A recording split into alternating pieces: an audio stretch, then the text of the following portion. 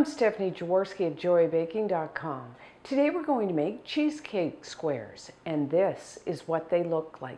This is a 2-layer square.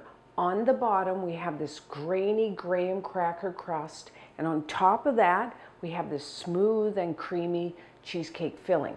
Now, you could just pick it up and eat it like you would any other bar or square. But you could also serve this as a plated dessert with some fresh fruit, fruit sauces, or even a lemon curd. So to begin, you need to preheat your oven to 350 degrees Fahrenheit, which is 180 degrees Celsius. And then you will need a 9 by 13 inch pan that's 23 by 33 centimeters. I've lined my pan with foil, and then you want to have a little bit of overlap so that once they're baked and chilled, we can just pick it up, take it out of the pan, and then cut them. If you don't want to use foil, you could use parchment paper. And then I'm going to butter my foil. You could also spray it with one of those nonstick vegetable sprays. So I just have some melted butter. Whoop. And I'm just going to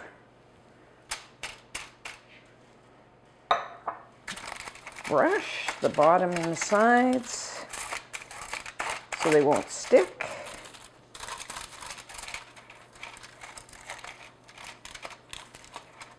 Okay, that looks good. So now, graham cracker crust. You can, if you have a food processor, you could make it in there, or really you can just in a bowl with a spoon. So you will need 2 cups, which is 200 grams of graham cracker crumbs. Now you can buy a box of graham cracker crumbs, but to tell you the truth, and I don't know why this is, I don't think those store-bought crumbs taste as good as when you take a graham cracker and crush it. So that's what I recommend doing. So for 2 cups, 200 grams, you will need about 13 graham crackers like this. Now, for those of you, depending on what country you live in, some people say they can't find graham crackers at all, or they're really expensive. If that is the case, then you can use a digestive biscuit. Really good idea. Crush those. In fact, that is what I'm going to use today because I just prefer the flavor. I guess I shouldn't say that, but I do. So if you are using the digestive cookies, biscuits, you will need about 14 of these. So now, if you have a food processor, I'll show you, but if you don't, then what I do is I just take a plastic bag and just say, take your graham cracker, just put it in there. And then if you have a rolling pin or maybe one of those meat pounders, you just kind of into crumbs. Pretty simple, but it's even simpler if I use my food processor, so that's what I'm going to do.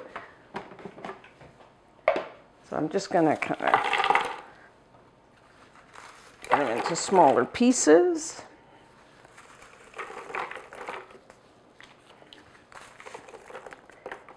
And I'm just going to process that until they become crumbs.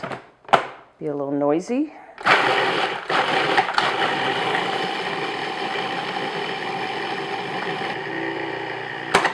Okay, that looks good. So now you will need about a half a cup, 113 grams of melted butter. Now you can use salted or unsalted here, whatever your preference, whatever you have in the house. Now I'm not going to pour the whole amount in because I might not need it all. It really depends on how fresh either your graham crackers or your digestive biscuits are. So I'm going to pour like most of it, but I'll hold back a little bit because you want them all moistened. So whatever that takes.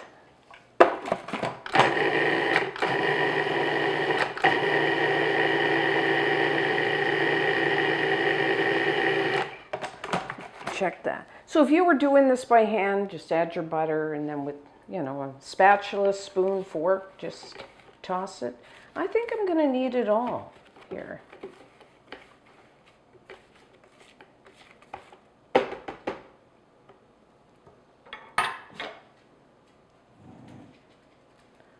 Okay.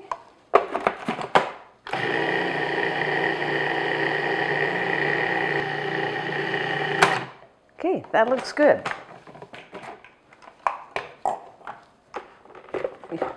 See here, you just want them all moistened. So I'm just gonna dump that into the bottom of our pan and press it. Let's put that up there, I guess. What I like about a graham cracker crust, it's like the easiest of the crust, pastry crusts to make. And it goes so well with the cream cheese filling.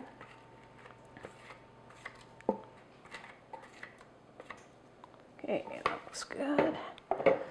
So now you can spread it out with a spoon. You can use your fingers, offset spatula. You just want to press it down into an even layer. I'm going to use my fingers here in a minute. The easiest way.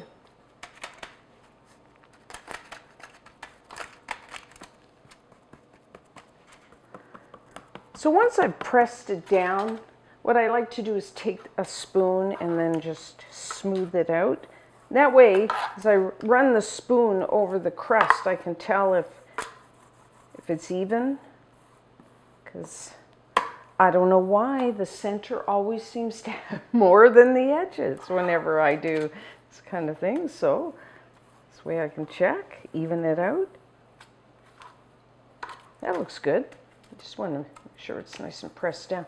So now, for like a graham cracker crust, there is two ways to set the crust. One is you can just put it into the refrigerator and chill it maybe 15 minutes. The second way is to bake it. And since I have my oven on, because we're going to bake once we do the cheesecake filling, I'm going to bake the crust.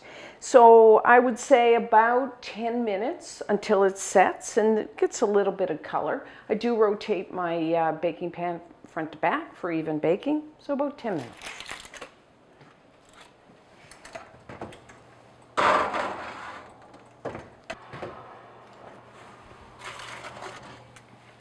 Okay, so our graham cracker crust is done. Or should I say digestive biscuit crust? So put your pan on a wire rack. Leave your oven on. So what we're going to do is just let our crust cool down maybe 10 minutes, just so it cools down a little. And then when we come back, we will make our cheesecake filling. So now we're going to make our cheesecake filling.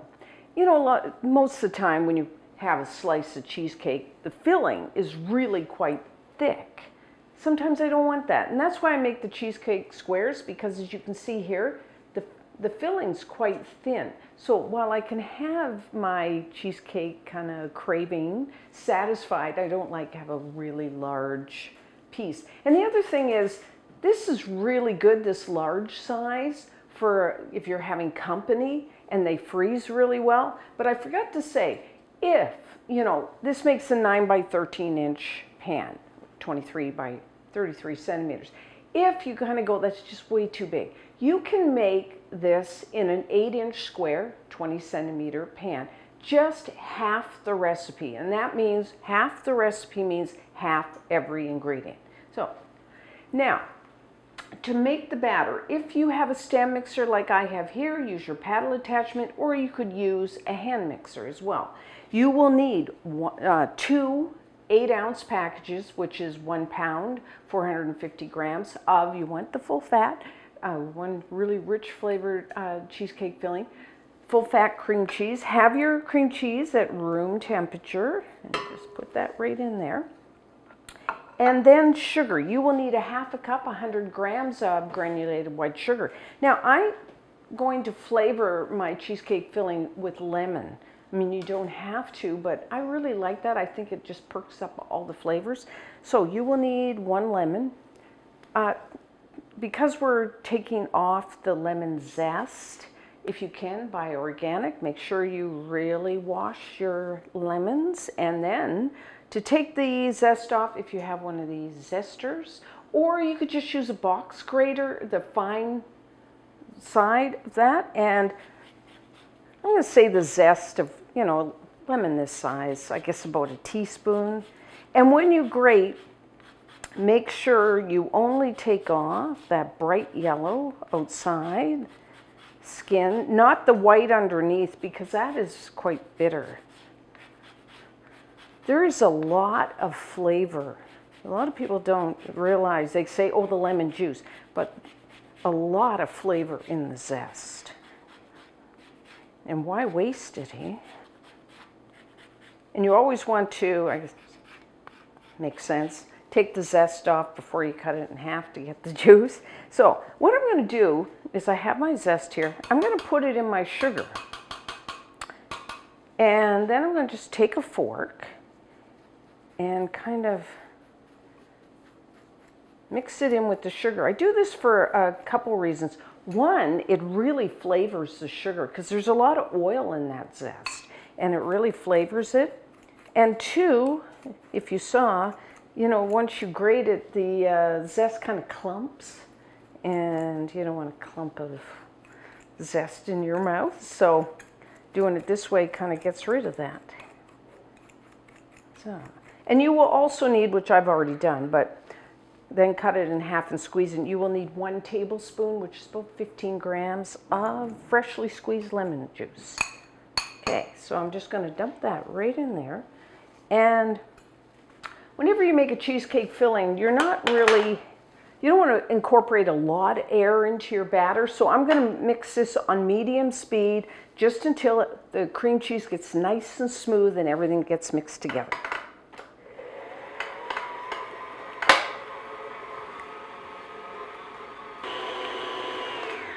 Okay. When you do this, you'll notice cream cheese is really sticky. So you might have to stop your mixer and scrape a bit. So it tends to cling to the paddle attachment. And, whenever you're making any batter, it's good to scrape down the sides and bottom of your bowl periodically. So now what I'm going to do is add that 1 tablespoon, 15 grams of my lemon juice.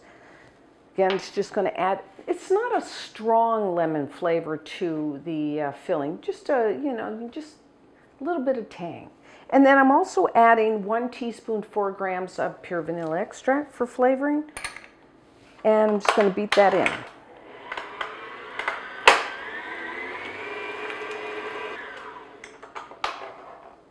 And next I'm adding 2 large eggs. Have your eggs at room temperature. 2 large eggs out of the shell is 100 grams. I'm just going to add 1, beat that in, and then add the second one.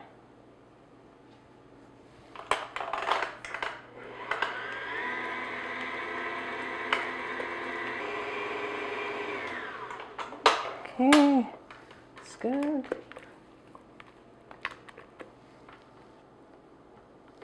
And the second one.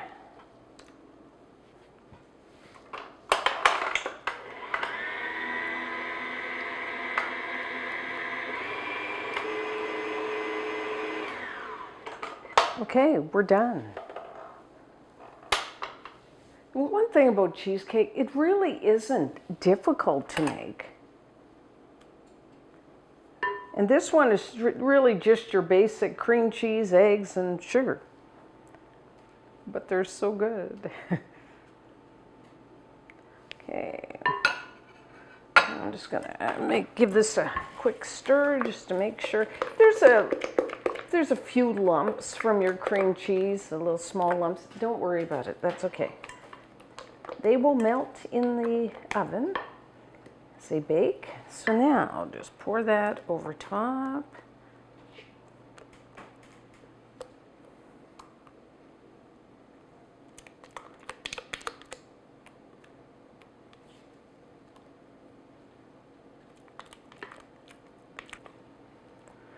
Don't want to waste. So I'm just going to smooth this out. You can just use a spoon, or I'm using an offset spatula.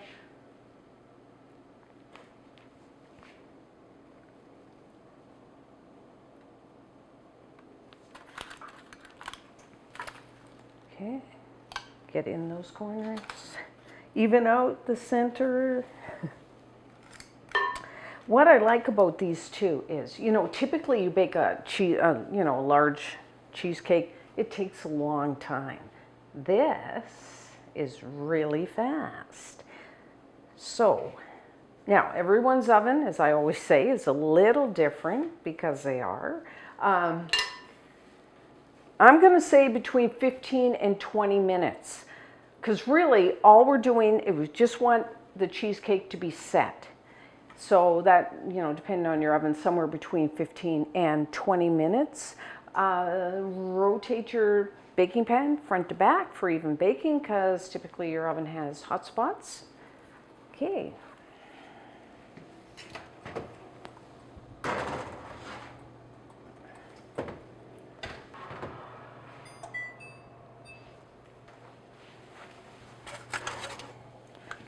Okay, so our cheesecake squares are done. So again, put your pan on a wire rack. So look at it's set. If I kind of shake the pan, it doesn't move. It's still, you can kind of see it's a little wet still in the center. That's how you want your cheesecake squares to be. So now, what we're going to do is let these cool down to room temperature, and then we're going to put them into the refrigerator to chill because you want them nice and firm so we can get a pretty good cut. So I'm going to say 4 to 6 hours at least in the refrigerator. Like all cheesecakes, you can leave these overnight. They benefit from sitting in the fridge. So that's what we're going to do. And when we come back, we will cut them and try one. So I let the cheesecake squares chill in the refrigerator about, I'd say 5 hours. So they're nice and firm. So now take those handles and just lift it right out. And then just peel back the foil, or if you have parchment paper, like so. And then you need a sharp knife. Now, you can cut them as big or as small as you want. I like to have a glass of hot water, and you can dip your knife in there, wipe it off, clean towel, and then just slice it.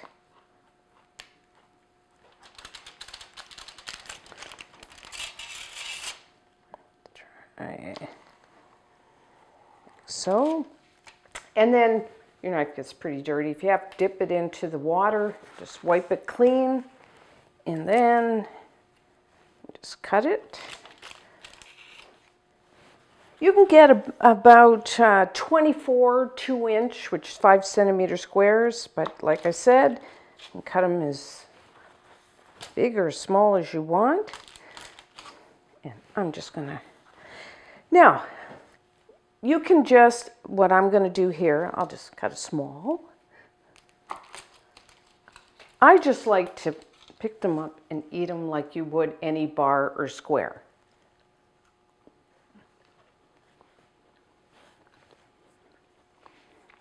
Oh.